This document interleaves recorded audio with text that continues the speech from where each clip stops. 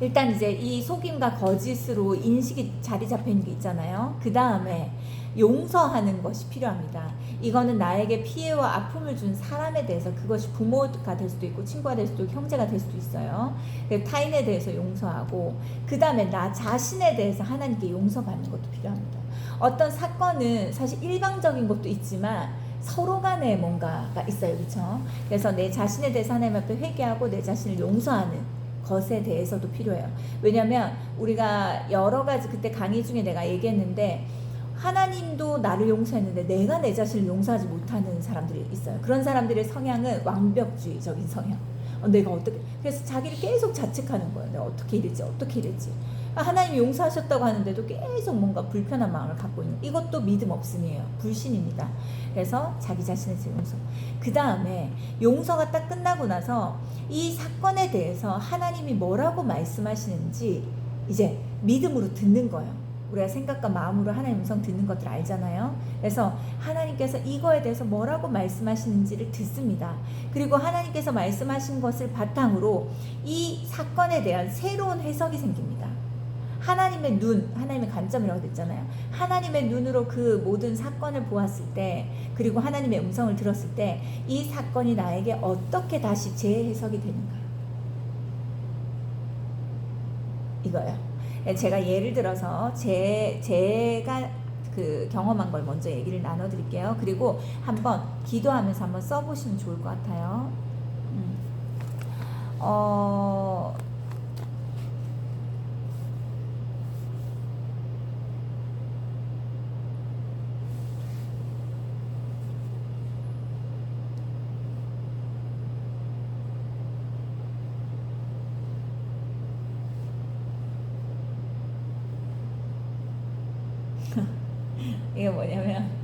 이게 뭐냐면 이거를 얘기하게 되면 굉장히 저의 모든 과거가 얘기가 나오는데, 제가 대학교 딱 올라가가지고 우리 교회에서 유치부 때부터 이제 그 친했던 친구가 있었어요. 동기.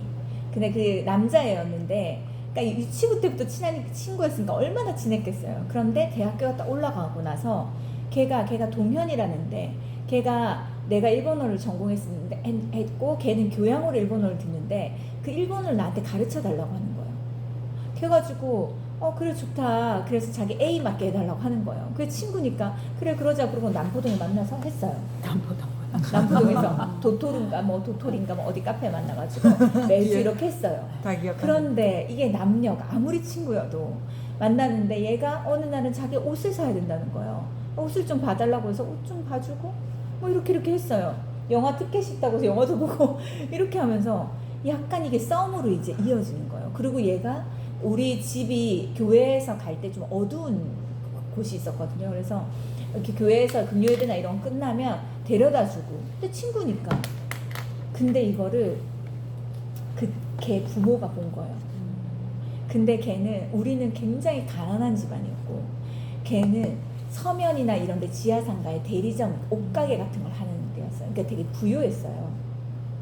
근데 얘가 언제부터인가 조금씩 행동과 태도가 바뀌기 시작하면서 나를 대하는 게 달라진 거예요. 근데 왜 그런지에 대해서 물어보는데 얘가 너무 착하고 순진하니까 물어봤더니 엄마가 조금 불편해 하시는 것 같다, 이렇게 얘기를 하는 거예요.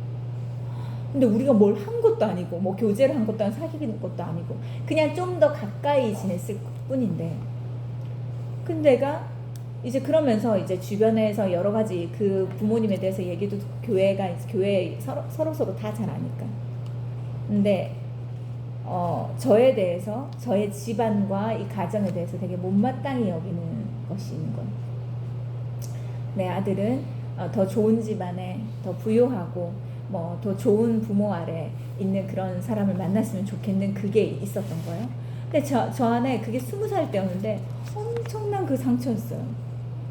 그러니까 나에 대해서 알아보지 않고 나 자체를 보지 않고 그냥 내가 선택할 수 없는 부모와 내가 선택할 수 없는 이 가정 환경에 대한 것만 보고 나에 대해서 더 알아보려고 하지 않고 이걸 거절하는 거. 그리고 걔가 또 엄청 효자였어요. 효자. 그래가지고 걔가 그 부모의 그런 말로 인해서 행동이 확 바뀌는 거예요. 근데 나에 대한 이제 좋은 마음은 있었던 거예요. 그러니까 얘가 이 끈은 놓고 싶진 않고, 그렇지만 더 진전하면 안 될 것 같고, 그래서 한 학기가 지나고 다음 학기 때 얘가 책을 사와서 계속 스터디를 해달라고 하는 거예요.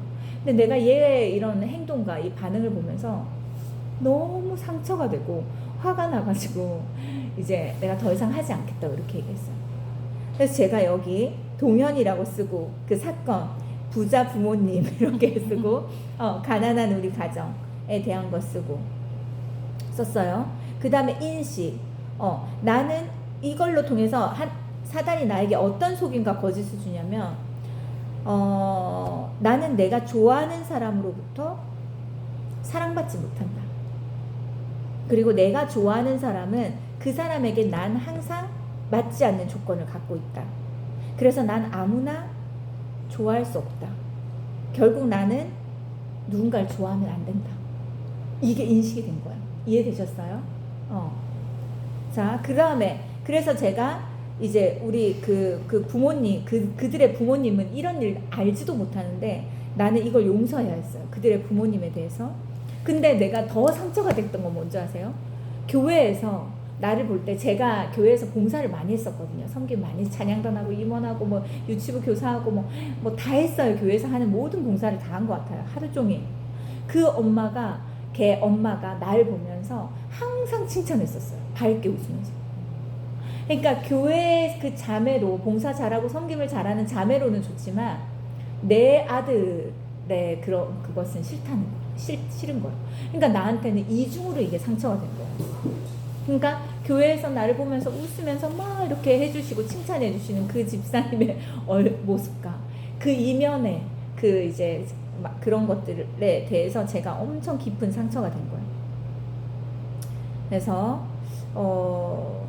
그래서 그 부모에 대해서도 제가 용서해야 했고, 그 다음에 그 이중성에 대해서도 용서해야 했고, 뭐 나름대로 이유는 있겠지만, 그 다음에 그 동현이에 대해서, 그 친구에 대해서 제가 용서를 해야 했어요.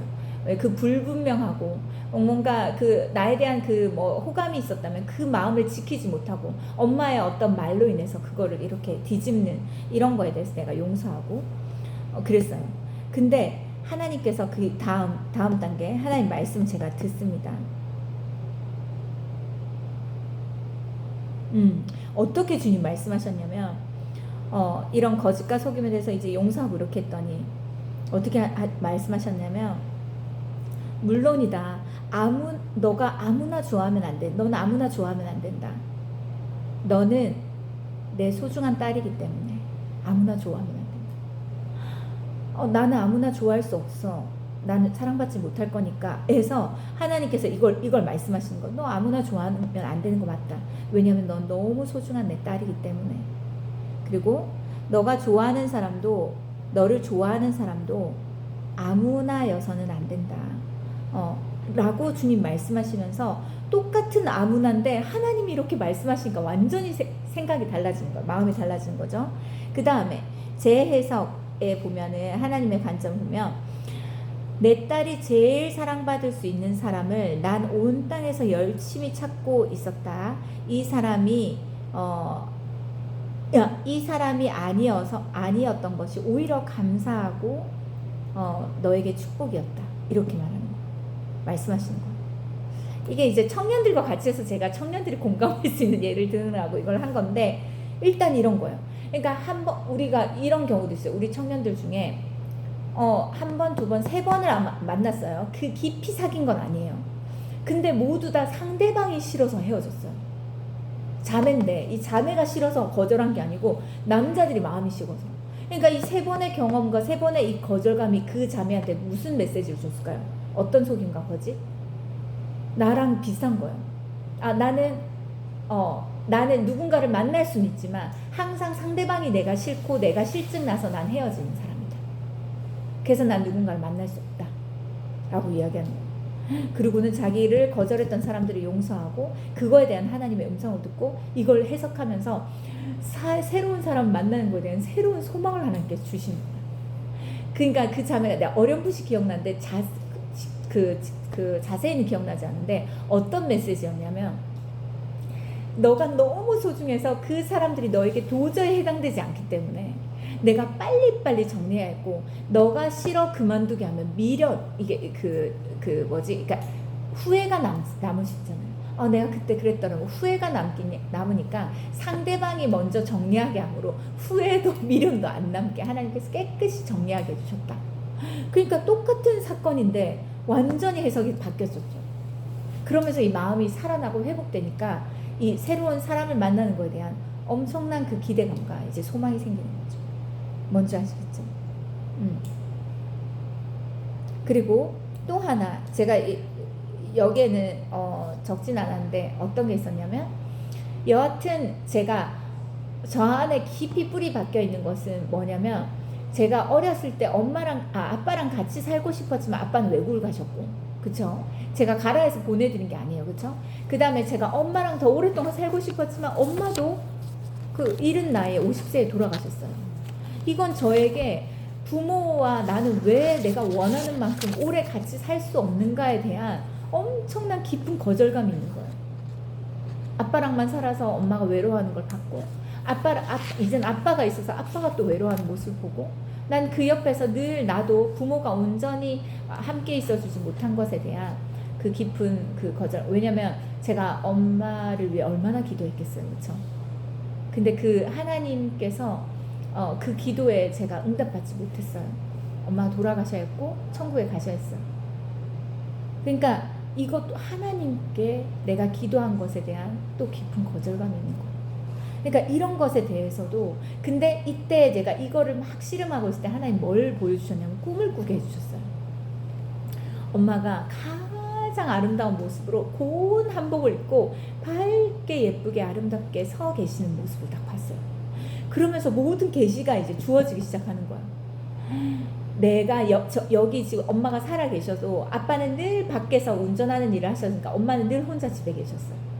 너무 내가 사랑하는 내 딸이 너무 외로웠다.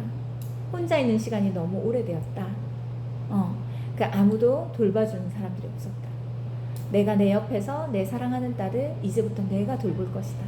이렇게 말씀하시면서 저에게 엄마의 그 돌아가심에 대한, 천국에 가신 것에 대해서 하나님께서 새로운 마음을 주시면서 이 마음이 회복되는 거예요. 그죠? 이 여러 가지가 있을 수 있습니다. 이거에 대해서 우리 한번 써보도록 할게요.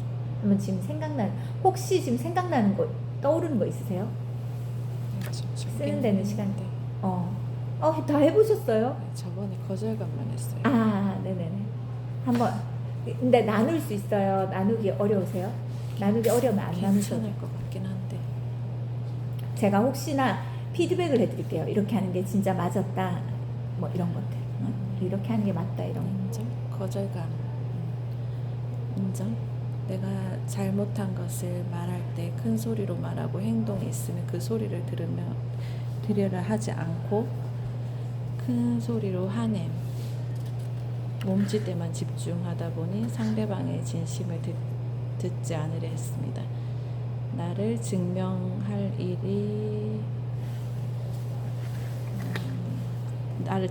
일이 아닌데도 내가 잘한 것만 찾으려 했습니다. 내가 옳다고 항상 생각했습니다. 사건과 기억. 어린 시절 아빠에게 혼나고 밖에 있게 하셨는데 늦게 들어오면 아빠가 이제 쫓아낸 거예요. 근데 거기는 나무도 있고 막 이제 어둡고 혼자만 있어야 되니까 너무 무섭고 그런. 그때 아빠의 화해 보이는 것으로 이게 보이는 것으로 막 때리셨는데 너무 무서웠고, 쫓겨나서 어둡고 나무와 그림자들이 무서웠고, 내 마음에 내가 맞다는 것을 증명할 거야라고 생각했어요. 아마 잘못된 인식, 속임수. 나는 내가 맞는 것을 증명할 거야. 그런 속임의 거짓 음성이 들렸다. 지금까지도. 그래서 이렇게 누구랑 뭔가 의견이 맞지 않을 때 그걸 끝까지 증명해 놓으려고 하는 내가 옳아 이거를 약간 그게 있었던 것 같아요. 그런 마음에서 내 말을 들어주지 않는 것이 거절당했다고 생각했다. 상대방의 조언을 들으려 하지 않았고 용서로 넘어갔는데 때리고 큰 소리 쳤던 아빠를 용서합니다. 상대방의 조언을 들으려 하지 않았던 나를 용서합니다. 남을 낮게 여기지 않고 내가 맞다고 생각한 것들을 용서해 주세요. 이렇게. 그러니까 회개와 용서를 같이 하셨는데 그거에 대해서 주님 말씀하신 게 있어요? 빌립보서 2장 3절. 무슨 일에 이거 갑자기 생각이 났어요. 무슨 일이든지 다툼이나 허영으로 하지 말고 오직 겸손한 마음으로 각각 자기보다 남을 낮게 여겨라. 옳고 그름은 중요하지 않단다. 하나님 아래 함께 우리는 같이 있는데 너보다 다른 사람을 아래에 두고 있다는 것을 기억하고 나에게 조언해 주는 사람을 항상 귀히 여기고 소중하게 생각해라. 제 해석. 갑자기 이게 무서웠던 그 순간이었는데 진짜 이거 뭐랄까 하나님의 갑자기 눈으로 그 사건이 바라봤어요? 갑자기 내가 혼자 이렇게 방거리를 걷는데 사람도 하나도 없고 내 가족들도 그 지역에 살지도 않고 그런데도 이상하게 무섭지 않고 평안한 그런 무섭다고 생각했고 혼자라고 생각했는데 창가의 불빛과 밝은 달 아래 나와 함께 항상 함께 있겠다 말씀해 주시는 주님이 함께 해주셨습니다. 항상 혼자라고 생각했는데 나와 함께 하셨네요. 힘들고 혼자라 생각했을 때마다 주님께서 함께 한다는 것을 잊지 않게 해주세요. 잘하신 거예요. 이 정도면은. 예, 이게 이렇게 하나하나를 나눠가지고 이렇게 하기가 쉽지 않거든요. 그래서 이렇게 하신 건 되게 잘하신 거예요. 그래서 이런 식으로 계속 이렇게 하시면 돼요. 그러니까 제가 만약에 예를 들면 제가 2층 집 주택에 살았었어요. 2층 집 주택. 근데 제가 엄마한테 내가 집에 갈 때 집에 있어 달라고 여러 번 얘기했거든요. 항상 그 빈 집에 가는 게 너무 싫어가지고. 근데 엄마는 항상 일을 하셔야 했고 집에 계실 데가 없었어요. 근데 집에 가는 게 너무 싫어가지고 최대한 조금 천천히 가는 거예요. 벽에 붙어가지고. 그 얘기를 했나요, 제가? 아니요. 그래서 옛날엔 주택이 많았잖아요. 그 주택에 이 벽에 보면 턱이 있었잖아요. 거기에 붙어가지고 조금씩 갔어요. 초등학교 때. 최대한 천천히 집에 가고 싶어서. 그 비어있는 집에 들어가기 싫어서. 근데 친구 집을 갈 때도 되게 많았고, 근데 친구 집도 엄마 아빠가 일 끝나고 오시면 나와야 하잖아요. 그러니까 최대한 있다가 아무튼 그렇게 가야 했는데, 그게 나한테는 되게 그 벽에 붙어서 조금씩 가는 그 너무 외롭고 쓸쓸한 아이의 그 모습이, 그리고 엄마에게 내가 집에 있어 달라고, 나도 엄마가 내가 학교 끝날 때 이렇게 맞아주고 그런 거 나도 해보고 싶다 이제 이렇게 얘기했는데 결국 그러지 못했잖아요. 그거에 대해서 되게 마음이 힘들었었어요. 근데 그때 하나님께서 이런 과정을 통해서 치유받을 때 뭐라고 하셨냐? 어떤 걸 보여주셨냐면, 이게 하나님께서 이거 치유할 때 환상도 많이 보여주시거든요. 그러니까 거룩한 어떤 그 그림과 그 상상을 통해서 하나님께서 이미지를 보여주실 때가 있어요. 근데 이때 제가 그걸 하나님께 물었을 때, 집에선 나를 기다리는 사람이 아무도 없다. 나를 반겨준 사람이 없고 나를 맞이하는 사람이 없다. 나는 최대한 집에 늦게 가고 싶다. 만약 이런 거요. 그러면은 그 벽에 이제 붙어가지고 이렇게 가는데 예수님이 저랑 똑같이 벽에 붙어가지고, 그 벽에 붙어가는 게 쉽지 않잖아요. 그게 턱이 좁기 때문에 가다가 떨어지는데 예수님도 똑같이 나처럼 가다가 떨어지는데 내 옆에 떠나지 않으시고 옆에 계시는 거예요. 그러면서 그 넓은 길을 두고 그 좁은 데서 벽에 붙어가지고 가는 그 아이의 외로움과 그 쓸쓸함이 갑자기 바뀌는 거예요. 완전히 그 골목과 내가 지나갔던 길, 제가 지금도 기억하거든요. 초등학교에서 우리 집까지 오는 그 길이 갑자기 엄청 밝고 환해지는 거예요. 그러면서 내가 혼자가 아니었구나, 예수님이 내 옆에 계속 계셨구나, 이거였어요. 그리고 또 그러고 나서 집에 들어갈 때 부엌이 있고 거실이 있고 방이 큰 방 작은 방 이렇게가 있었는데 집을 딱 들어갔어요. 근데 그 주택에 2층 주택이었는데 그 집은 저한테는 다시는 가고 싶지 않은 곳이에요. 저한테는 너무 상처와 아픔과 뭐 이런 것들이 갈등과 이런 것들이 되게 많은 집이었어가지고 지붕이 뚫려 있는 집에 가는 것만 같은 그런 느낌이었어요. 아빠가 계시지 않은 그 집이었기 때문에. 그래서 아무튼 보호받지 못하고 항상 어둡고 외롭고 그런 집이었는데 무섭고 그랬는데 그 집에 딱 들어왔는데 주님이 그 치유할 때 이렇게 말씀하시는 거예요. 네가 그 현관문을 열 때 내가 그 현관 앞에서 너를 기다리고 있었고 안방문을 열 때 그 안방 안에서 내가 너를 기다리고 있었다. 너가 부엌문을 열 때 내가 거기서 너를 기다리고 있었고 너가 오기만을 난 종일 기다리고 있었다. 말씀하시는 거예요. 그러니까 이 제 해석이 뭐예요? 그 집은 아무도 날 기다려주지 않는 집, 깜깜하고 어둡고 외롭고 쓸쓸한 집이 아니라 어두운 집이 아니라 하나님께서 나를 내 아버지 되신 하나님이 종일 나만 기다리고 있는 그 집이 돼버린 거예요. 뭔지 아시겠죠? 이렇게 한 사건이 완전히 새롭게 바뀌는 거예요. 그러면서 제 안에 그 집을 볼 때 예전에는 부산에 가면 그 집이 보고 싶어서 보기 싫어서 일부러 둘러갔어요. 그 집 앞에 지나가기 싫어가지고 그때를 기억하고 싶지 않은 거예요. 근데 지금은 그 집을 일부러 찾아가요. 여기에 내가 살았던 그 집 이렇게. 왜냐면 똑같은 경험인데 나한테 완전히 다른 이 사건에 대한 새로운 그 해석이 생겨버렸기 때문에 그게 더 이상 나한테 영향을 주지 않는 거예요. 뭔지 아시겠죠? 이런 것들. 그리고 또 하나는 이거 들으면서 근데 지금 다 쓰기에는 시간이 많이 걸리니까 집에서 꼭 한번 해보세요. 제가 저를 예를 들어 드릴 테니까 저희 엄마가 이제 서울에서 같이 어머니 그 시댁에서 같이 있다가 너무 힘드셔가지고 이제 몸도 안 좋으셔서 부산으로 가기로 결정을 했는데 부산에 갈 적에 제가 어렸을 때 어른들 잘 따르고 착하고 잘 떨어져 있는다고 해서 오빠만 데려가고 저를 두고 갔어요. 저를 할머니 집에 두고 갔는데 거기에 사촌 오빠가 있었어요. 사촌 오빠가 저를 진짜 엄청 괴롭혔어요. 근데 그때 내가 할머니로부터 보호받지 못했던 게 할머니가 남자아이에 대한 이게 있으셨어요. 그러니까 라면을 제가 오빠랑 같이 있을 때도 엄마가 일하러 가시고 오빠랑 나랑 그 오빠랑 같이 있으면 라면을 딱 하나만 끓여요. 그리고 그 오빠만 줘요. 근데 우리 오빠도 서열상 뒤인 거예요. 그러니까 뭐 아무튼 복잡한 일이 있는데 이 손자에 대한 특별한 그게 있으셨어요. 그래가지고 너무 편애가 심해가지고 저희가 서러워가지고 그 서러워하는 걸 보면서 엄마가 너무 속상해서 자기는 참을 수 있겠는데 자녀들이 이런 거를 겪는 거는 도저히 안 되겠다. 그러고는 부산에 가기로 이제 결정을 하신 거예요. 근데 그 집을 알아보고 오겠다 하면서 저는 두고 가신 거예요. 근데 제가 얼마 전에도 저희 이제 그 친가 쪽에 가족들을 만날 일이 있어서 만나서 제가 삼촌한테 우리 목회하시는 삼촌한테 물어봤어요. 내가 그 집에 있었던 게 몇 살부터 몇 살까지였어? 이렇게 물어봤어요.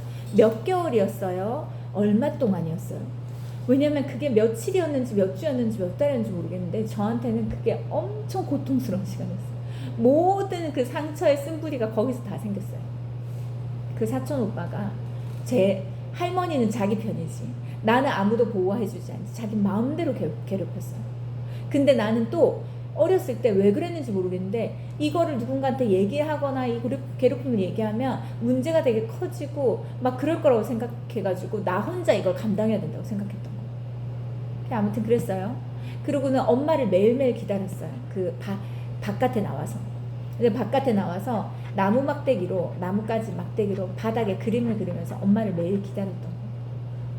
그러니까 그것만 생각하면 나는 딱 그 장면이 떠오르면 내 삶에 내가 막 즐겁고 막 좋은 일이 있다가도 확확 무너지고 엄청 마음이 슬픔에 잠겨요. 그런데 이걸 가지고 하나님 앞에 이건 해결을 해야 되겠다. 그러고는 하나님께 기도했어요. 하나님 그때 나는 너무 무서웠고 외로웠고 아무도 보호해주지 않았고 근데 엄마가 온다고 했는데 엄마가 계속 오지 않았고 뭐 이런 것들 했어요. 근데 어른들은 다 나를 칭찬하니까 내가 씩씩하게 잘 기다리는 모습을 보여줘야 했다. 뭐 이러면서 그러니까 그렇게 했어요. 주님이 어떻게 찾아오셨을까요? 어떻게 만나주셨을까요? 그 사건의 현장 속에 주님이 오세요. 치유하실 때. 우리가 치유받을 때 그 사건의 현장에 예수님의 하나님의 관점으로 그 모든 사건을 보라고 했잖아요. 그곳에 계세요. 주님 어디서 어떻게 나와 함께 하셨나요? 하고 많이 물었어요. 너 어떻게 하고 계셨을까요? 그때 뭐였냐면 내가 나무 막대기로 그 쪼그리고 앉아가지고 막 그림을 그리고 있었어요. 그림 하나를 그리면 엄마가 올려놔, 두 개를 그리면 엄마가 올려놔, 막 그랬어요. 그러면 또 밤이 되고 또 그 다음에 또 기다리고 또 기다리고. 근데 그 옆에서 예수님이 저와 같이 그림을 그려주고 계시는 거예요. 내가 그리는 그림은 너무 외로운 아이의 그림인데 예수님은 나를 사랑해서 나를 사랑하는 것을 가득가득 담은 그 그림을 나한테 막 그려주고 계시는 거예요. 바닥에. 근데 이런 거는 누가 지어내려고 해도 지어낼 수가 없잖아요. 진짜 신기했어요, 이런 것들이. 그리고 또 하나 뭐였냐면 그 오빠가 그 오빠가 고등학생이었거든요. 성적인 그런 호기심도 되게 많을 때였어요. 근데 하나님이 지켜주셨다라는 걸, 하나님이 나를 보호하시고 지켜주셨다라는 걸 알게 해주신 거예요. 그러면서 그 캄캄한 지하방 같은 거였거든요. 캄캄한 그 지하방에 외롭고 쓸쓸하고 무섭고 두려웠던 그 아이가 오히려 하나님이 그 자리에 그 공간에서 나를 꽉 안고 나를 보호하고 계시는 모습을 딱 보여주시는 거예요. 그러면서 제가 그러고 나서요, 무슨 일이 있었냐면, 제가 이제 치과 하시는 삼촌이 계시거든요. 그분이 수지에 사셨는데, 수지에 이제 제가 교정해준다고 해가지고, 그 삼촌이 교정해주신다고 해서 갔는데, 그 오빠가 거기 있는 거예요. 그 오빠가 거기에 사무장인가 뭘로 이렇게 취직해가지고 있는 거예요. 제가 그 치유가 되기 전에 있죠. 치유가 되기 전에 우리 의계회원이 혜인이랑 같이 갔는데, 치유가 되기 전에 그 오빠가 우리 애들을 만지는 것도 쳐다보는 것도 싫은 거예요. 너무 불쾌하고 막 그냥 더럽고 싫은 거예요.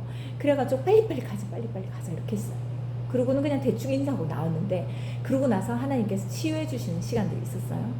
그러고 나서 거기를 갔는데 또 오빠를 본 거야. 어떻게 달라졌냐면, 그 오빠가 이제 막 애들 용돈을 주려고 하는 거예요. 막 그러니까 지갑을 꺼내가 용돈을 주려고. 그래서 내가 오빠 많이 좀 우리 애들 내가 왜 3명 낳았겠어.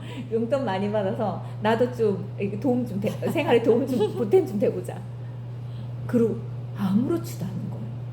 왜냐면 그때 나의 그 어둡고 힘들었던 그 기억을 하나님께서 완전히 재해석해 주심으로 그곳은 하나님의 보호하심이 있던 곳이었고, 날 지켜주시는 하나님이 있었던 곳이었고, 어떤 상황에도 나를 꼭 껴안고 나를 놓지 않으셨던 하나님이 거기 계셨어요.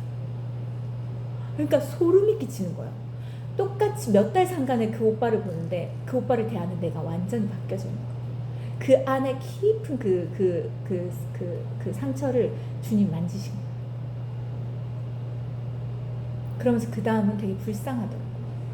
불쌍하게 보이더라고요. 그래서 기도해주고 이렇게 구원을 위해서 기도하고 이렇게 했어요. 뭔지 아시겠죠? 이런 거예요. 자, 보세요.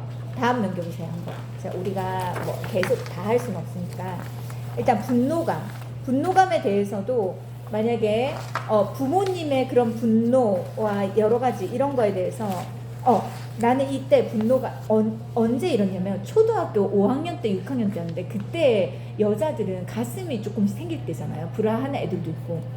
초등학교 5학년 때랑 6학년 때랑 선생님이 같은 선생님이었는데, 그 선생님 지금 있었으면 완전 잘렸을 건데, 그 선생님이 춥다고 겨울에 등에 손을 넣었어요. 그런 선생님 있었어요?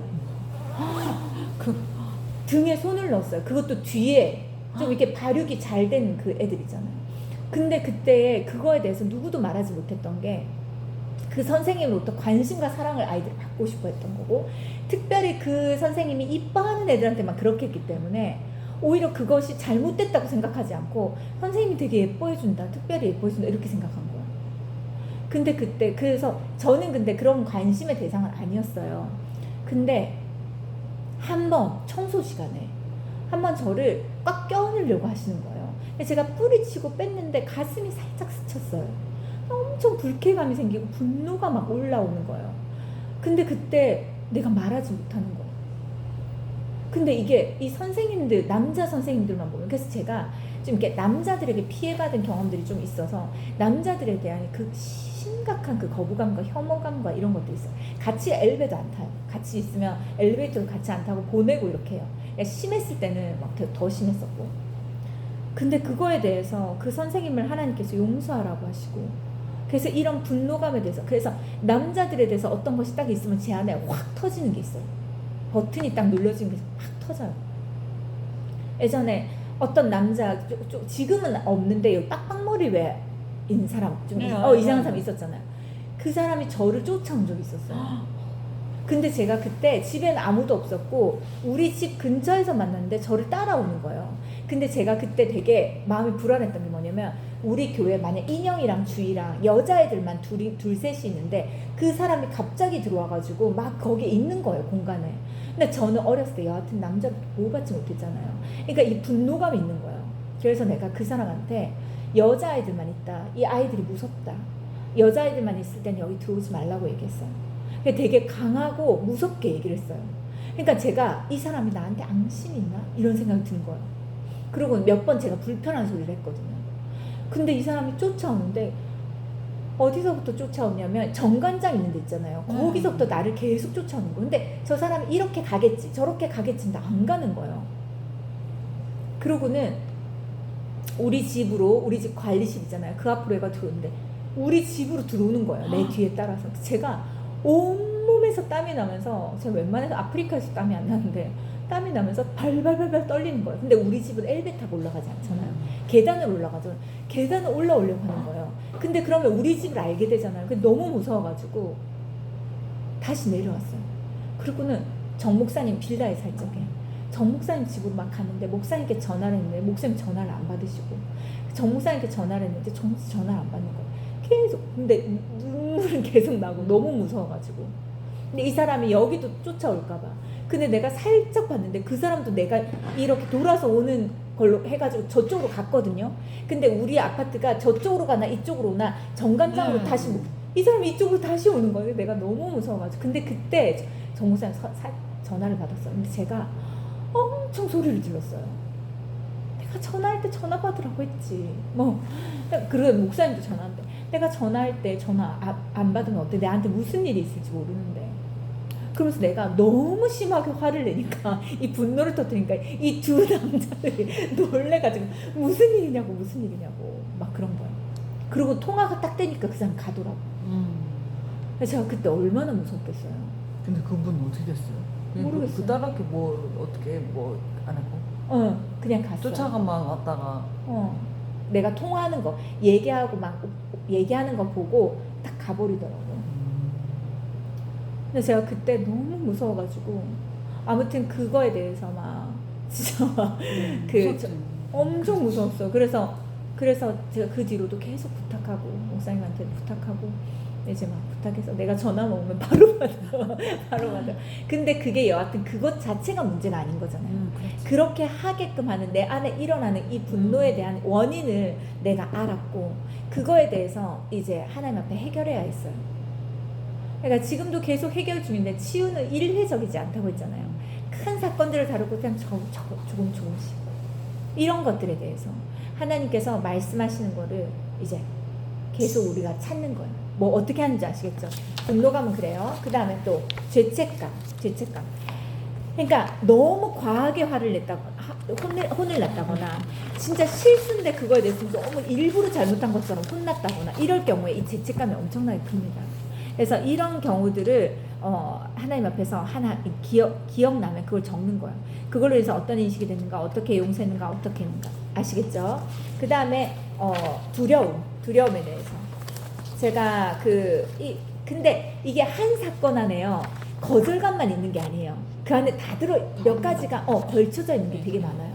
괜찮아요. 그래도 이 두려움의 부분이 근데 만약에 죄책감에서는 기억나지 않았는데 두려움에서 이게 생각날 때도 있거든요. 그러니까 6가지로 나눠가지고 이거 세세하게 보는 게 중요한 게, 요때는 기억나지 않다고, 요때는. 그래서 요것들을 두려움, 내가 그 어떤 사람으로부터 오는 어떤 두려움이나 그런 것에 대해서 하나하나 뭐 만약에 뭐 예를 들면 별건 아니지만 어렸을 때 뭐 만약에 중고등부에서 돌아가면서 기도를 시켰다.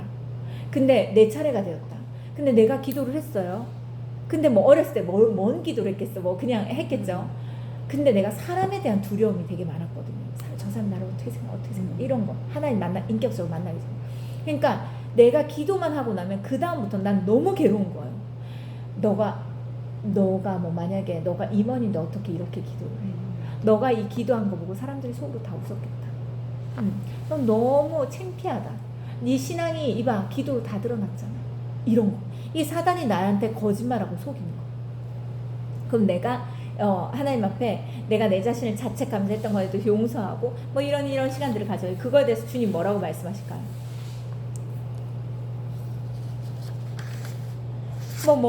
만약에 이럴 수 있잖아요. 나는 네가 기도할 차례만 기다렸다.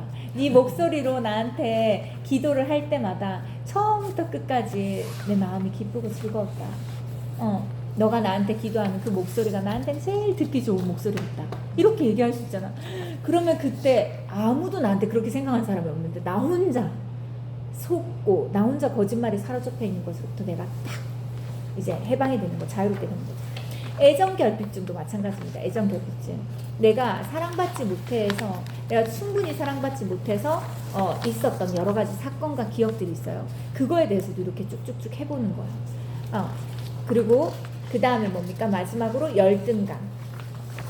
열등감에 대해서도 마찬가지입니다. 열등감에 대해서도 내가 뭐 여러 가지 경험들이 있겠죠. 그거에 대한 기억을 쓰고 먼저 인정하고 기억을 쓰고 그걸로 인해서 내 안에 무엇이 자리 잡고 있는가 이걸 쓰고 그 다음에 용서하는 거 하고 하나님 음성 듣고 하나님께서 그 모든 사건 안에서 나에게 어떻게 함께 하셨는가 어떤 관점으로 이 모든 것을 말씀하시는가 보고 계시는가 이걸 보면 이게 치유가 되는 거예요.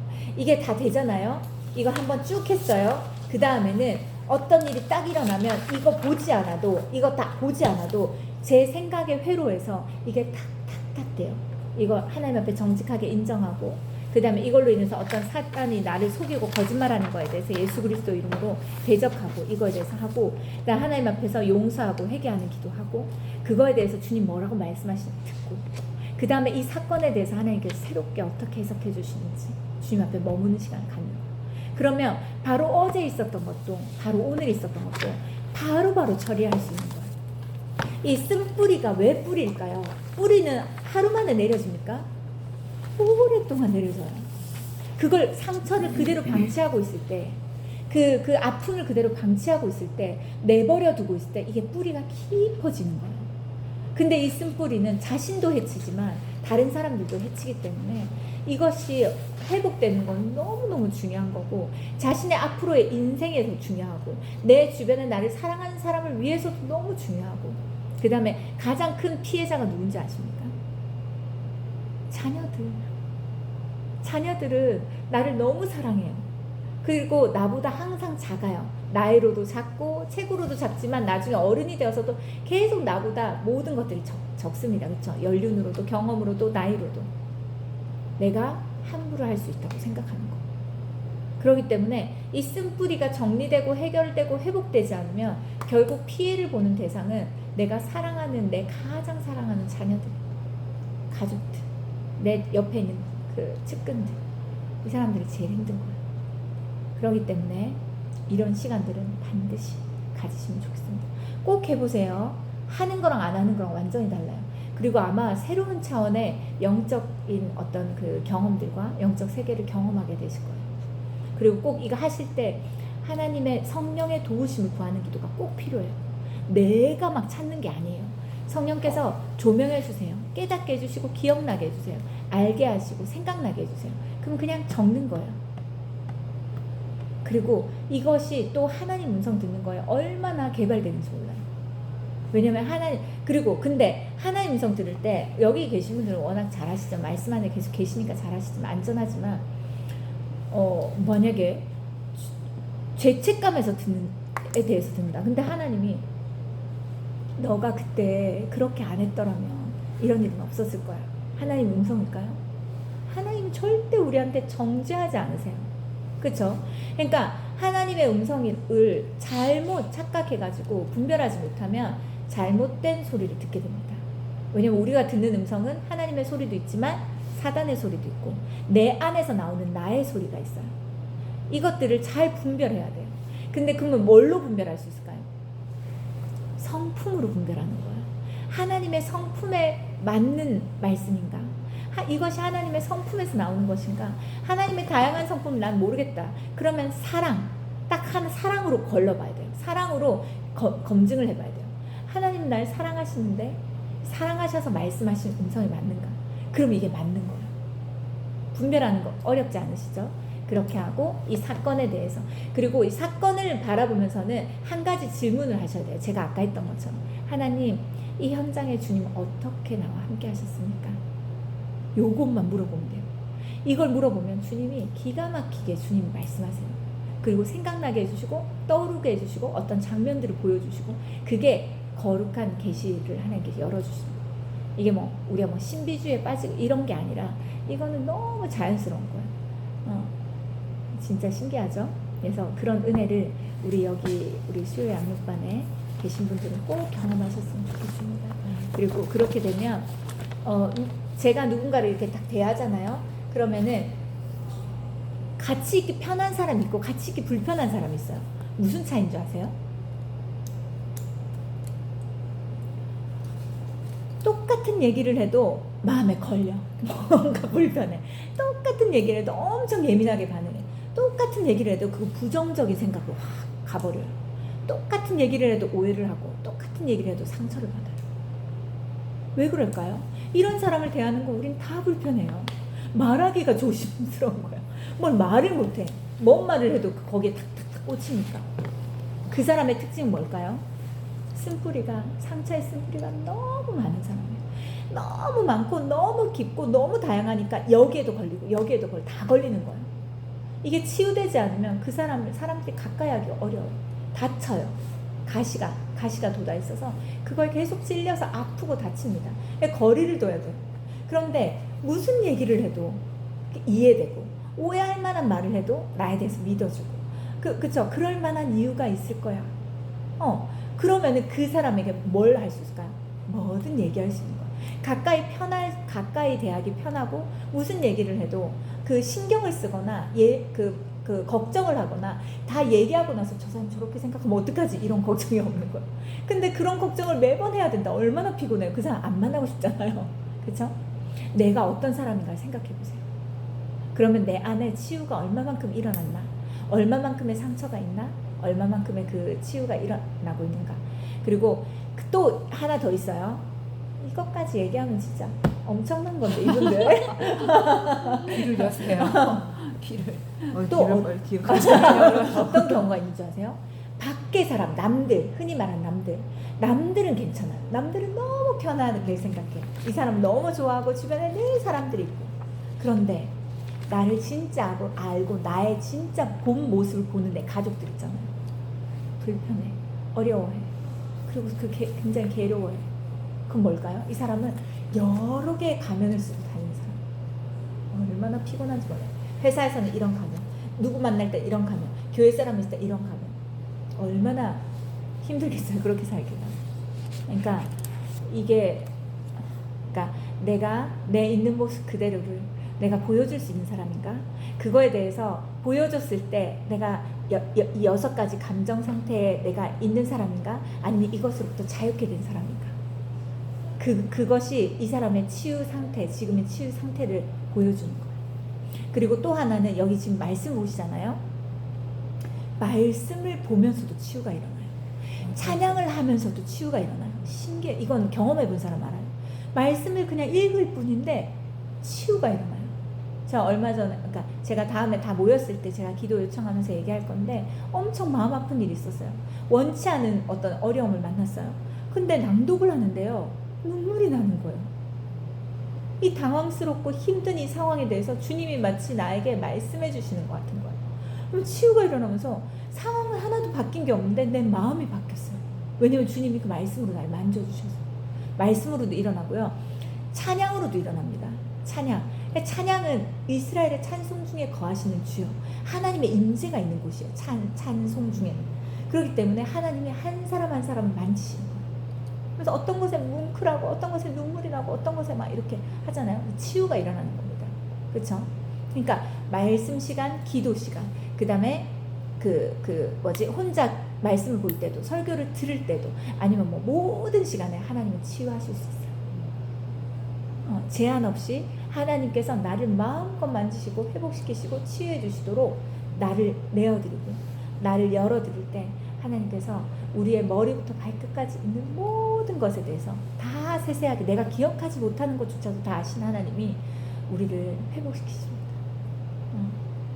그래서 이런 치유의 은혜가 우리 집사님들에게 꼭 있기를 축복하고, 모든 묶임과 이 쓴뿌리가 해결되지 않으면 그게 묶임이 되고, 묶임이 많을수록 그 사람은 자유하지 못하게 되는데, 우리가 말씀에도 말했듯이 진리를 알지니 진리가 너희를 자유케 하리라. 이 거짓과 속임이 많을수록 묶임이 있고 자유가 없어요. 근데 이것을 깨트리고 진리가 들어오기 시작하면 그때부터 자유가 임하는 거예요. 그래서 누굴 만나도 오케이. 누가 날 지적해도 나 그런 거 잘 못해요. 이렇게 나 좀 도와주세요. 나 그거 못하는 사람이에요. 이렇게. 그렇죠? 어떤 거에 대한 비난이 있어도 미안하다고. 내가 이런 행동이 이런 걸 느끼기 위해서 너무 미안하다. 내가 다음엔 더 조심하겠다. 이런 거.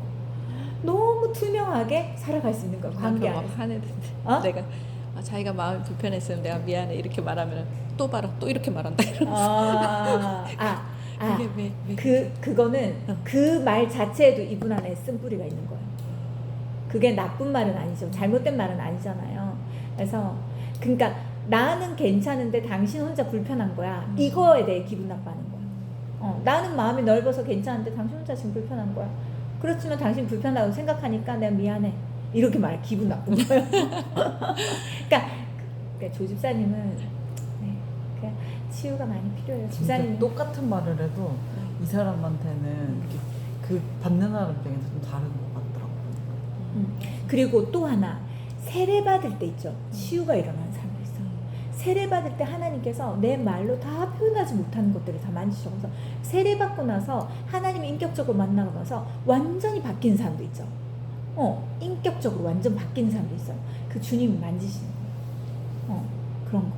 그러니까 하나님께서 치유하시는 그것들은 성령 세례 받을 때 방언으로 기도하기 시작할 때 그때 막 치유가 일어나는 사람도 있고 다양하게 있어요. 근데 제한하지 말고 하나님 나를 만지시고 회복시켜. 그리고 우린 자녀들 있잖아요. 자녀들에게 뭔가 잘못한 게 있다면 시간이 많이 지났어도 용서 구하세요. 그리고 그때 그렇게 해서 너가 너무 속상해지. 아니야 엄마 괜찮아. 지금 아무렇지도 않아. 아니야. 그래도 엄마 용서한다고 말해줘. 저는 거의 그냥 애들이 뭔가 마음이 불편해서 이야기하잖아요. 그러면은 그때 계속 그 왜 70번씩 하라는 그 말이죠. 계속 말할 때마다 해줬더니 요새는 그런 말을 안 하더라고요. 맞아. 네, 확실히 그게. 그래서 저도 의기가 성인 되었을 때 제가 의기 앞에 무릎을 꿇고 용서를 구한 게 있었어요. 초등학교 1학년 때 있었던 일이거든요. 근데 제 안에 계속 마음에 불편함이 있어. 아무튼 그랬었어. 그러니까 엄마 괜찮아. 엄마 나 위해서 그런 거잖아. 아니야. 엄마는 엄마가 알아. 엄마의 어떤 화와 이 감정과 이 분노를 너한테 쏟았던 거 엄마는 알아. 그걸 널 위한 거라고 말했지만 너무 과했어. 너무 지나쳤었어. 너무 미안해. 이렇게. 왜 이게 중요한지 아세요? 내 자녀들에게 이와 같이 똑같이 하지 않기 위해서 이것들을 끊어내는 거예요.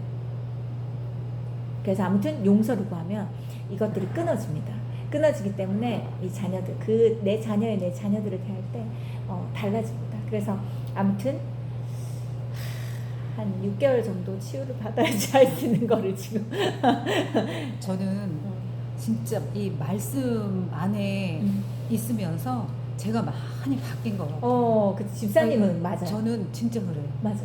그러니까 이 말씀으로 인해 가지고 또 사람을 용서하게 되고 이 사람이 저한테 어떤 상처 주는 말을 했어도 그때 당신은 막 불같이 내가 있는 털 다 뽑으리 이런 각오로 있는데도 하나님은 이 말씀 안에서 맞아. 그 취함이 있으셔가지고 맞아요. 제가 지금까지도 이 자리에 이렇게 앉아 있을 수 있는 이런 맞아. 감사함이 있는 것 같아요. 맞아. 그리고 또 찬양도 맞아. 근데 집사님이 여하튼 집사님 말씀을 놓치지 않았기 때문에 그게 가능한 거예요. 그러니까 그게 대부분은 너무 실족하거나 마음이 상하거나 힘들면 말씀부터 나요.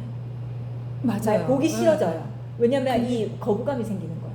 말씀부터. 근데 집사님이 여하튼 그 힘든 시간에도 말씀을 놓지 않았어요. 그게 집사님을 살린 거예요. 맞아요. 응. 저는 진짜 그 말씀이 나를 살리고 아까 그 말씀하신 것처럼 이 말씀을 통해서 우리 딸이 이제 배불러 가지고 이제 아기를 낳으러 갔을 때 제가 진짜 하나님이 이거 지금 말씀을 쫙 들으면서 딱 요약을 하자면 하나님은 내가 대접을 받으려고 오는 게 아니라 내가 섬김을 하시려고 오셨다고 말씀을 하시잖아요.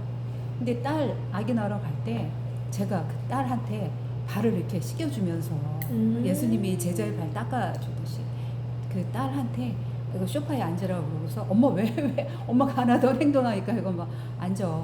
그리고 이제 대야에 물을 떠서 그 아이 발을 씻겨주면서 잘하셨네. 엄마가 너한테 자라면서 너한테 상처 준 거 있으면 지금 이 시간을 끊고 너가 이제 아기를 낳으러 갈 건데 내일이면 아기 낳으러 갈 건데 이 아이한테만큼은 똑같은 대물림이 되지 않게 엄마가 너를 무척 사랑했지만 그 사랑의 표현이 잘못된 부분이 너한테는 많이 느꼈을 거야. 서툴고 그래서 몰랐어서. 내가 느끼는 사랑과 너가 엄마에 대한 사랑이 다를 수 있기 때문에 넌 분명히 이 사랑 그 안에 상처가 있을 텐데 그 상처를 오늘 엄마가 다 이렇게 씻겨주고 그래서 이렇게 발을 씻겨주면서 제가 많이 울었던 기억이 나요. 지금 말씀을 하시면서. 너무 잘하셨다. 네, 그래서 그렇게 하고 나니까 이 아이가 이제 우리 딸도 굉장히 이렇게 무뚝뚝한 스타일이거든요. 남성스럽다. 네, 약간 남성스럽고 근데 엄마 괜찮아. 엄마가 왜 이렇게 안 하다 행동하니까 엄마 그러니까 딸이 그때도 그 얘기를 하더라고. 엄마가 교회를 다니더니 엄마가 달라졌어요.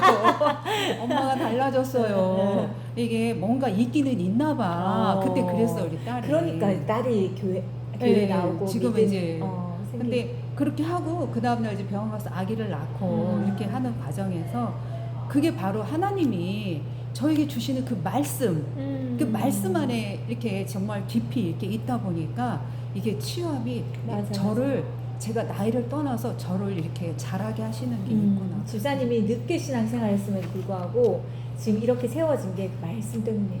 그리고 근데 집사님 진짜 이게 신기해요. 보통은요 상태 안 좋잖아요. 그러면은 말씀 놓고 맞아요. 예배 안 드리고 기도 안 해요. 네. 그거 보면 기도 생활, 예배 생활, 말씀 생활 보면 그 사람 상태를 알 수 있어요. 근데 집사님 그거를 계속 근데 그때 이거 올리는 거 담당이 네네네.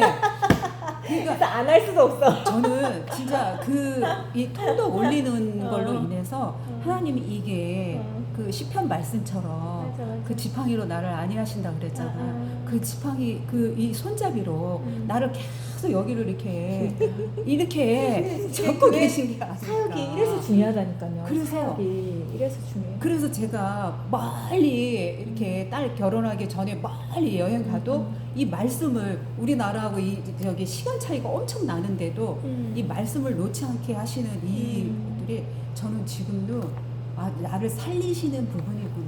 이게 정말 너무 감사해요. 그래서 계속 말씀은 끝까지 붙들고 계시는 진짜. 맞아요. 이 집사님이 말씀 안에- 삶에서 경험에서 나온 거니까. 네, 그리고 맞아요. 집사님이 여하튼 말씀을 그냥 글로만 읽지 않고 그거를 살아내려고 하셨잖아요. 맞아요. 그래서 딸이랑 그렇게 한 거잖아요. 행한 거잖아요. 말씀을 행할 때 이거 엄청난 영적인 능력이에요. 그리고 유 파워가 집사님도 생겨요. 이제 아들하고 이렇게 결혼하기 전에 운동 이렇게 가면은 아빠가 너 그렇게 함부로 했던 거 용서해. 유 집사님도 나 아들한테 지금 상상이 안 되는데 유지장님 그렇게 예민하셨다고 네. 무서웠다고 막. 맞아요. 그 애들이 이 과자를 찬에서 먹지를 못했어. 흘리는 걸 너무 싫어해가지고. 너무 깨끗하셔가지고. 네, 깔끔해가지고. 그리고 이게 집에서도 과자를 먹을 때 뭘 이렇게 깔아놓고 먹어야 될 정도로 이 흘리는 과자 엄청 싫어하고. 근데 바뀌셨잖아요.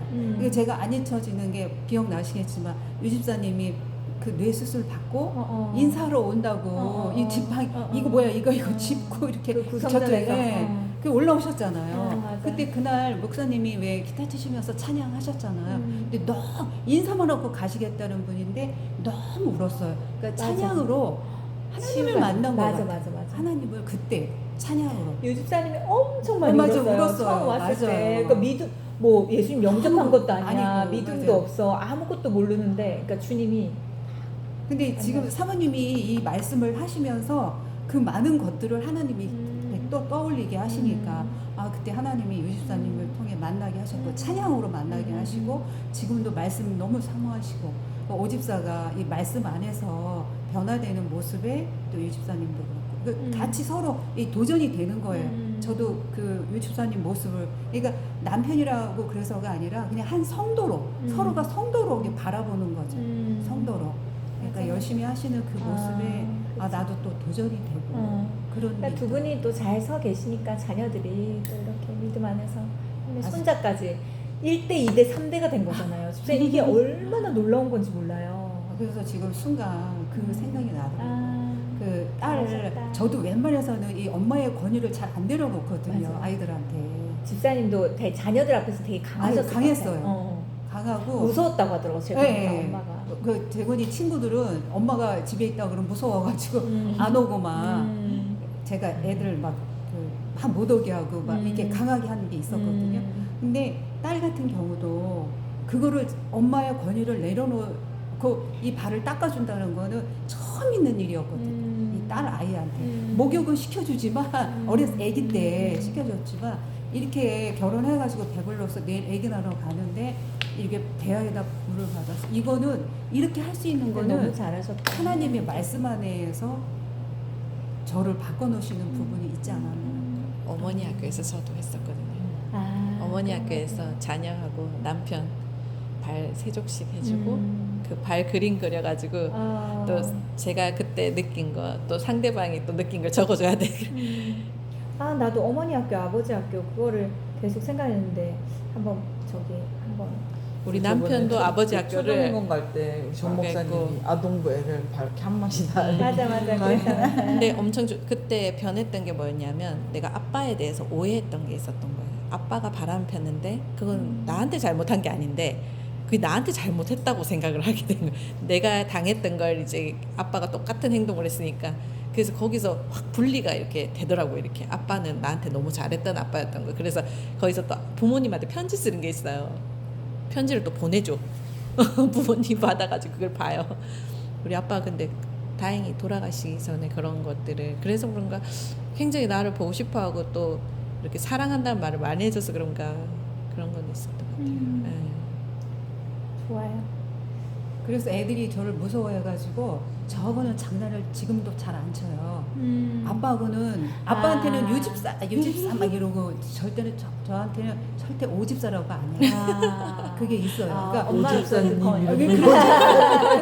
근데 우리 애들은 특히 딸이 막 유집사 막 이러고 장난치고 지금도 아빠가 가면 막 카드 긁는다고 엉덩이에다 카드 긁는다고 그러네. 약간 지금도 엄마의 그래요. 그 저게 있네. 그렇게 재밌는 그거 유머가. 하는데 우리 저기 재건이나 우리 딸은 저한테 그런 장난 절대 안 해요. 그렇구나. 그 대신 이게 바뀌었는데 보통 엄마한테 장난치고 그런데 바뀌었잖아요. 그리고 지금도 아빠가 그냥 이 딸한테 어떻게든 애교 목소리 한번 듣고 싶어서 막 아빠가 또 애교 부리거든요. 딸한테. 근데 그게 있더라고요. 그렇구나. 또 되게 건강하다. 아빠랑과의 관계가 이렇게 잘 되게 되는 좋아요. 게 되게 감사하다. 네, 재건이도 아빠하고 얘기 많이 하고 이제 저하고도 이제 그 대신 딸이 어떤 상의할 일이 있으면 또 저한테 하고 아빠는 그냥 장난치는 데서 이렇게 그게 있더라고요. 되게 감사하죠 뭐. 그러니까 너무 잘하셨다. 이게 엄청난 간증이 되실 거예요. 말씀으로 치유받는. 저는 진짜 그래요. 저는 이렇게 진짜 되면 말씀으로 막 세미나 같은 거 다니지 않아도 진짜 왜냐면 말씀이 곧 하나님이잖아. 하나님 말씀이고. 그러니까 이 말씀을 가까이 하면 하나님께서 우리의 모든 걸 다 아시는데 당연히 다 이렇게 만져주시고 치유해주시고 이렇게 하는 거지.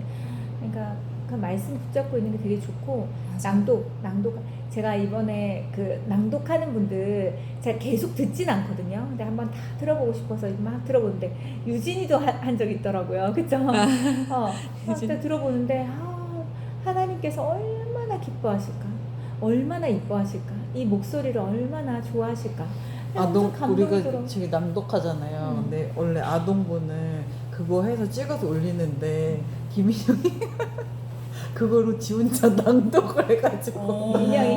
한 번도 안 밥 먹고 하는 거예요. 오, 그리고 너무 다 잘했다. 그 낭독을 그거를 한 번만 해. 그랬더니 아니래. 이건 세 번. 사모님이랑 3번 읽기로 약속해서 그거를 3번 읽어가지고 하는 거예요. 유진이도 그런데 읽더라 이제는. 그래서 인형이가 한 번 9월 때부터 한 번도 안 빠졌잖아요. 그래서 어이구야. 내가 너 이거 한 번도 이번 달에 이렇게 이거 말씀 게을러하지 않고 전에 막 뭐 전날 못하면 그거 하고 막 이랬었거든요. 요번에 한 번도 안 빠지고 엄마가 편의점 상품권 준다고 그러니까 진짜로? 막 이러면서 아, 이런 거 되게 잘하는 맞아요. 거야. 그러니까 어차피 현명하게 해줘야 되는 거 있죠. 잘하는 어차피 해줘야 되는 거를 이렇게 신앙적으로 맞아요, 애들이 맞아요. 무언가를 잘했을 때 그거에 대한 보상으로 딱 해주면 애들이 아 나는 어렸을 때 우리 엄마가 성적이 떨어진 거 뭐라 하지 않았어요. 근데 교회에 빠지는 거 그거 엄청 엄하게 뭐라 했어요. 그래서 아 그리고 교회에서 뭘 잘하면 엄청 칭찬하고 그래서 근데 뭐 만약에 뭐 학교에서 뭐 상을 받거나 이러면은 그거에 대해서 뭐 엄청 기뻐하는 것보다는 그래 애썼다 잘했다 최선을 다했네 이렇게 그러니까 그거 그 엄마의 반응을 보면서 이 가치관이 생긴 거예요. 아 이게 신앙과 이 교회와 이런 하나님 믿는 거 이 믿음이 더 중요한 거구나 이게 훨씬 더 크고 중요한 거구나. 그래서 난 여기에 집중해야 되는구나 이걸 알게 된 거예요. 근데 신앙에 대해서는 괜찮아 양보하고 배려하고 이해하고 막 이게 다 이게 타협하고 이 공부나 이거에 대해서는 막 절대 이해하지 근데 못하고 이렇게 있고요. 하니까 한 번도 안 배우고 하잖아요. 근데 만약에 내가 오늘 넘기려고 하면 엄마 말씀 읽었어? 말씀 읽었어? 왜 안 해? 그럼 문 잠가놓고 아빠 여기 들어오지 마. 우리 이거 지금 하니까 어머. 들어오지 이렇게 막. 그러니까 그게 또 집사님 감사하더라고요. 좋겠다. 제가 얼마나 감사해. 저번에 목사님하고 이렇게 아까 교제할 시간에 이게 나영이 얘기를 했던 것 같아요. 살짝 이게 이 교회 안에서 이 자라는 아이들은 뭔가 틀려도 틀려지는 이 부분을 저는 그 아이를 통해서 나에게 보게 보면서 된다. 많이 느껴, 맞아요. 진짜. 다영이가 다행이야. 되게 생각이 이게 많이 바뀐 거예요. 얘기해보면 너무 많이 바뀌어서 와 진짜 이게 되게 그게 진짜 더 많이 와 진짜 하나님 살아계신다 이런 게 맞아. 너무 많이 그리고 집사님이 내가 알잖아요. 집사님이 애들 어렸을 때 절대 그 타협하지 않았어요. 포기하지 않고 끝까지 애들 예배자리에 있게 했어요. 근데 엄마가 대단하다 생각. 애가 울든지 말든지 화를 내든지 소리를 지르든지 안 돼 하고 데리고 오는 학원 거야. 선생님한테 그런데 어머님 지금 뭐가 중요하신지 모르시고 지금 애가 공부할 텐데 지금 막 그래가지고 아무렇지 아니 제가 이렇게 딸 집에 요즘에는 뭐 잘 안 가지만 이렇게 딸 집에 갈 때 항상 이렇게 교회 가기 전에 우리 딸들이 사위랑 이 교회 아이들 얘기를 많이 해요. 내가 이렇게 엄마도 지금 그 우리 드림교회 다닌 지 벌써 10년이 넘었잖아. 근데 그 누구누구 지금 대학생이 돼 있고 뭐 지금 아직도 어리지만 그 아이들을 보면서 그냥 교회 안에서 노는 것 같지만 하나님의 돌보심이 있는 거를 엄마는 그걸 진짜 많이 봐. 이제 그런 맞아, 얘기 맞아. 그리고 이제 샤마 때 그 아이들이 그런 막 이런 거 얘기를 하면서 계속 얘기를 해주잖아요. 그러니까 너도 지금의 너 아이를 정말 이렇게 잘 키우고 싶으면 하나님 보호 아래 있어야지 절대 엄마나 아빠가 귀하게 키우지만 또 다름이 있다. 그러니까 이제 이런 얘기를 많이 했던 것 같아요. 여기 보니까 제가 애를 키우는 게 아니라 교회 안에서 목사님, 사모님, 집사님 이게 다 같이 하는 거보다 키우는 거 이래서 달라지는 것 같아. 제가 그래서 인형이 달라지는 것 같아. 예전에 그래 인형이가 인형아 3도 해야지. 아 진짜 어렸어. 아니 옛날에 오건사님도 얘 걸어다니면 너무 신기해. 워낙 조그맸으니까. 근데 되게 그게 애들 있잖아요. 그러니까 애들은 스스로 오지 못하잖아요. 교회를. 맞아요. 엄마가 끌고 와야 되잖아요. 그러니까 엄마의 역할이 너무 중요해요. 그래서 예배 드리기 싫다. 오늘은 뭐 하고 싶다. 막 애들이 맞아요. 그렇게 얘기하잖아요. 그것을 1절 들으면 안 돼요. 그래서 나는 너희가 성적이 떨어지고 뭐 만약에 뭐 학교를 덜 좋은 데 가고 뭐 못한 데 간다 하더라도 괜찮다. 난 너희들 예배하는 걸 원한다. 그래서 예배 자리는 어떤 경우도 타협할 수 없다. 그래서 그렇게 할 때 애들이 그러니까 한순간에 세상에 빠지는 게 아니에요. 그런 타협들이 모여가지고 세상에 확 빠져버려요. 나중에 근데 건져낼 또 수 이런 없어요. 것도 있는 것 같아. 이게 우리 목사님 맨날 인양아 사랑을 축복해 막 이러잖아요. 근데 그게 되게 축복받는 거 우리 인형이가 그러는 거예요. 그래가지고 목사님 저기 앞에 가면 애가 맨날 목사님 앞에 가가지고 우리 나영이하고 민정이한테 언니들보다 목사님이 나를 엄청 더 많이 사랑하고 축복한다. 맨날 자기는 가가지고 목사님이 나를 더 특별히 사랑한다면서 옛날 애기 때부터 맨날 그러시잖아요. 아장아장 걸어다니고. 이렇게 맨날 가면 목사님 맨날 우리 인형한테 막 맨날 그게 가는 거야. 맞아요. 또 걔 그건 그 목사님 또 그렇게 얘기해 주시니까 또 되게 그걸 또 귀하게 생각하는 것도 인형이도 되게 잘. 그래서 잘하는 인형이 거. 맨날 있잖아 예배 시간 우리 기도하고 있으면 목사님들 앞에 앉아 계시잖아요. 꼭 가요.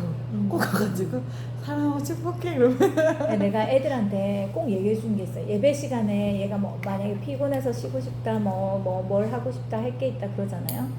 근데 그 예배 시간에 예배보다 더 좋은 시간을 보낼 수가 없어요. 그러니까 휴대폰을 하든 뭘 하든 TV를 보든 뭘 하든 아무튼 그 예배 그 시간 그 시간에 그 예배만큼 더 좋은 시간을 보낼 수 없다. 뭘 한다 하더라도. 그래서 그러기 때문에 괜찮다 안 된다. 그렇게.